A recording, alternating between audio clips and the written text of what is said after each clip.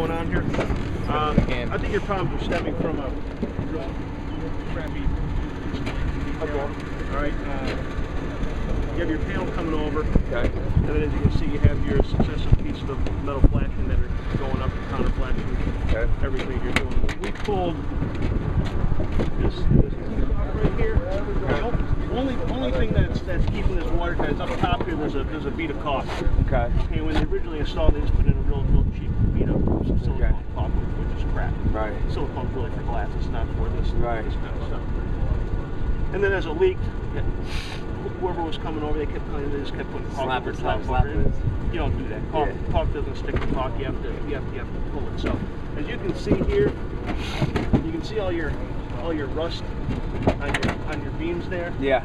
These are the screws that we're taking out. You can see how rusty they are. Right. And a few of them broke off. There's one over there, right there behind. Where's one of those plywood screws? Well, there's one of the screws that was holding the plywood and it actually broke off. But where's one of those other ones? Here you go. Right here. This is the screw that was holding the plywood up here, and you can see when it's through the wood, it's rusted. When it goes back to the back, and you can look there. I mean, it's just Okay. So what's happening? Water's getting in there. It's getting in this plywood, and it's running down. That's definitely a point of entry.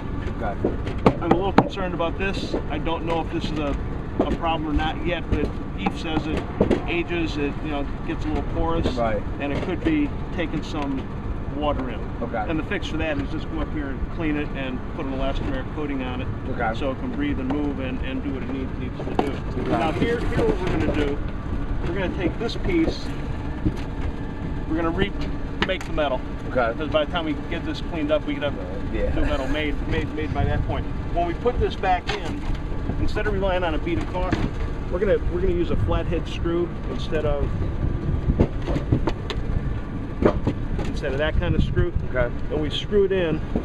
We're going to take some elastomeric flashing and some mesh similar to the stuff that they used here in the seam. Okay. We're going to take that. We're going to run it down here, over here, and we're going to run it down to the bottom. Okay. So we have that top tightened up. Otherwise, if we put it back together, we're going to have to rely on caulk. Now, what Dana wants to do, he's going to come up under here, up under here, and he's going to cut a small groove in there. So when he puts his new metal, his metal's going to go up into that groove. So that'll, if there is some capillary action, it's going to get in there, and instead of going in, it's going to just run off. It's going to come back out. Okay. So but by doing those two things, I think we get you taken care of. Cool. Right? Well, good. That's a good thing.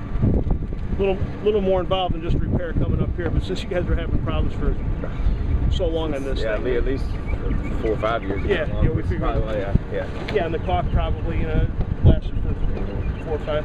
How old's the building? About 10 years? 10 years. Yeah, so the caulk lasted